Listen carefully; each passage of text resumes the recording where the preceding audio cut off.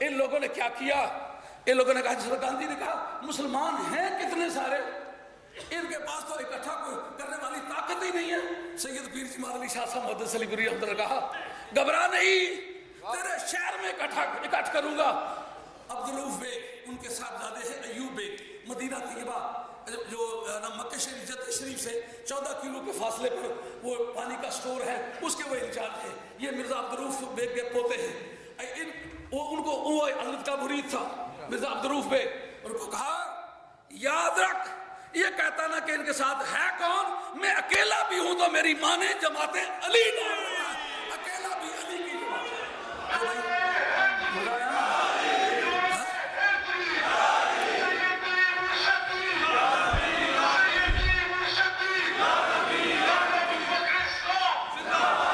ایک بڑی مختصر سی بات، ممکن ہے کہ آپ کو اس سے سما خراشی ہو، لیکن مجھے وہ کہنے دیجیے۔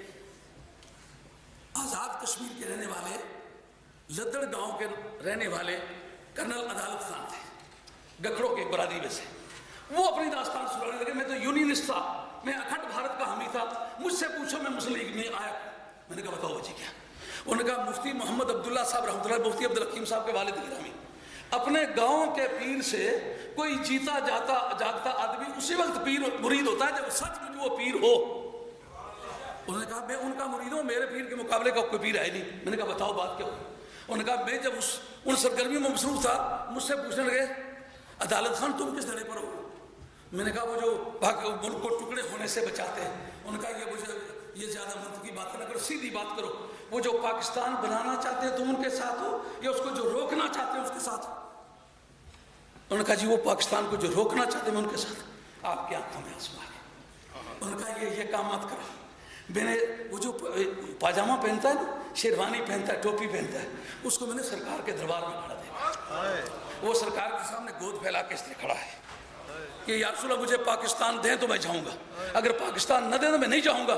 سرکار نے اس کی گود میں میری موجودگی میں پاکستان ڈالا، وہ پاکستان بنا لے گا، تم غلطی میں توبہ کرو۔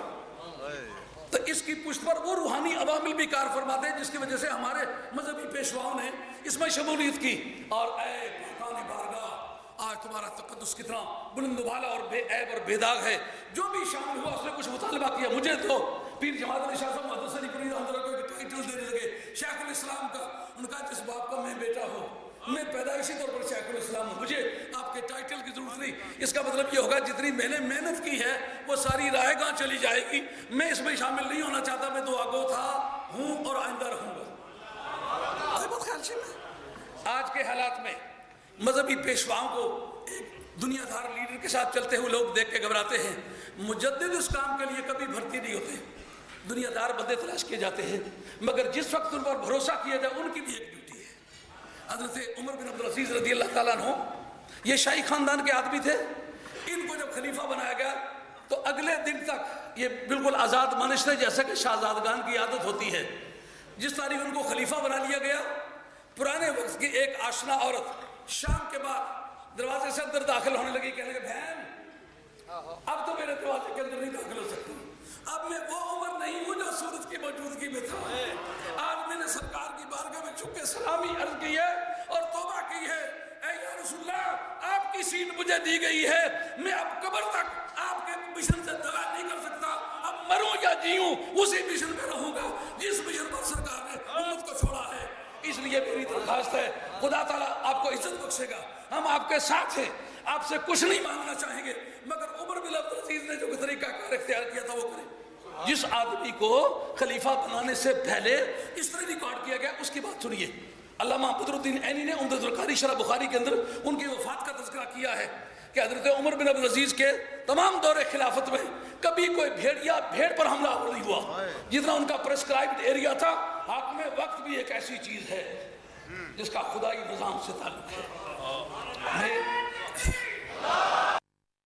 فوت ہو گئے، انہیں تاریخ ریکارڈ کر لی۔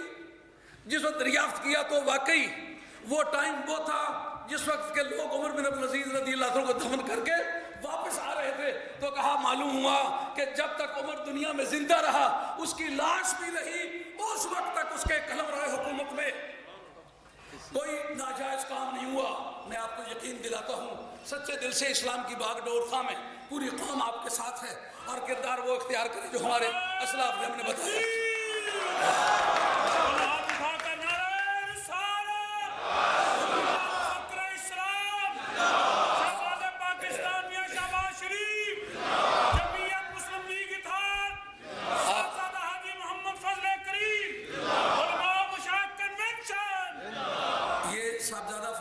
صاحب نے آج اتحاد کیا نہیں، اس اتحاد کو دہرایا ہے جو ہمارے اسلاف نے کیا تھا، اور آج صفحہ تاریخ پر وہ بات موجود ہے جس طرح ہمارے اسلاف قدم بقدم مسلم لیگ کے ساتھ تھے، ہم بھی اس وقت تک مسلم لیگ کے ساتھ رہیں گے جب تک اس عہد و پیمان کی پابند رہے گی۔ وہ کون سے عہد و پیمان ہے؟ ہائے ہائے، بانیان مسلم لیگ میں علامہ اقبال ہے جس کو فکری قیادت اور فکری برتری حاصل تھی، وہ محمد علی جناح مرحوم کے مقابلے میں بھی فکری قائد علامہ اقبال کو مانا جاتا ہے۔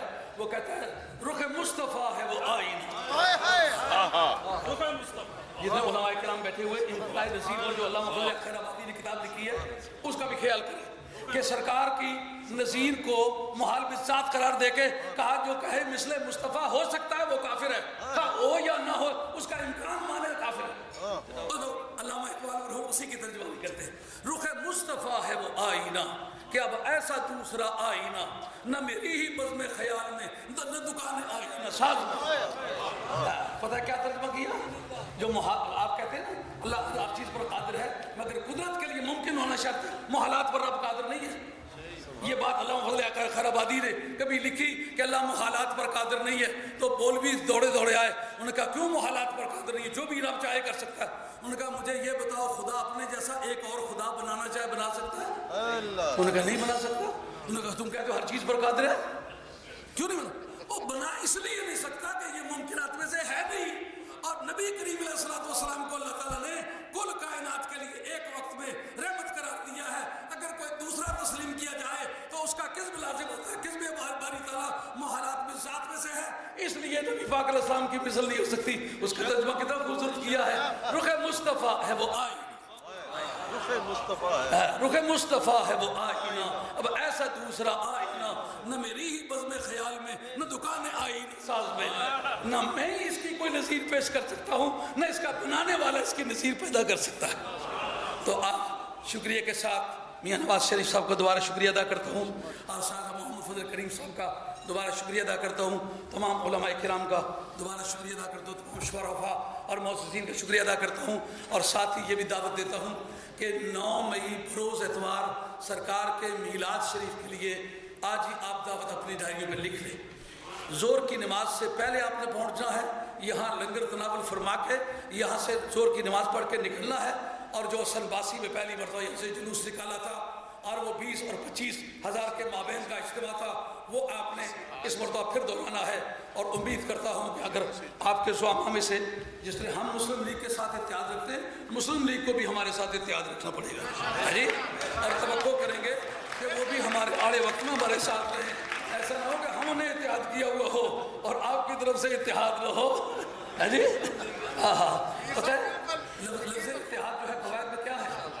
لفظ اتحاد قواعد میں وحدت سے ہے، ایک ہے مصدر اور ایک ہے سورس، یہ کسی ماخذ اور مصدر میں صرفیوں کے نزدیک فرق ہے۔ کہا جس سے آگے مشتقات بنے وہ مصدر ہوتا ہے، جس سے آگے مشتقات نہ بنے کوئی اسم بنا لیا جائے، مصدر بنا لیا جائے، وہ اس کے لیے ماخذ کہلاتا ہے۔ وحدت مصدر نہیں ہے، وحدت جو ہے وہ ایک اسم ہے، اس سے آگے اتحاد یعنی دونوں صاحب ماخذ ہو جانے کا نام ہے اتخاذ، اس کے اندر اتخاذ پایا جاتا ہے، یعنی ہم اور تم ایک ہوئے تو اس کا نام ہے اتحاد۔ ایسا نام ہے جیسا میں روڈ لکھ رہا ہوں جیسے مسلم لیگ ایک ہمارے خون کی ہم کو جہاں ضرورت ہے، ہمارے خون کی جہاں ضرورت ہے، صاحبزادہ فضل کریم کی قیادت میں اگر نوکے شمشیر پر چڑھنے کی ضرورت ہے تو ہم اس کے لیے تیار ہیں۔ حضرت امام علی مقام کا ہم لوگ ذکر کیا کرتے ہیں، علی سے یہ والد مستوال اشارت انہوں نے ذکر کرنے ہیں، تو کہا بات بڑا سا سید جتنے کچھ حسین سوریہ یزیدی ہیں وہ الہنی سے مننے۔ آج سب یہ کہہ رہے ہیں کہ نہیں؟ جو آدمی حق سے پھسلا یزید کہتے ہیں کہ نہیں کہتے؟ بتاؤ۔ اگر یہ لوگ کسی پھسلے ہوئے آدمی کو یزید کہنے کا حق رکھتے ہیں تو ہم تو نبی پاک کی اولاد میں سے، ہمارے ساتھ تو یہ ظلم ہوا ہے، ہمارے دوزخ میں بھی تازے تازے ہیں. ہم سے کوئی پوچھے تم سے کیا بیتا ہے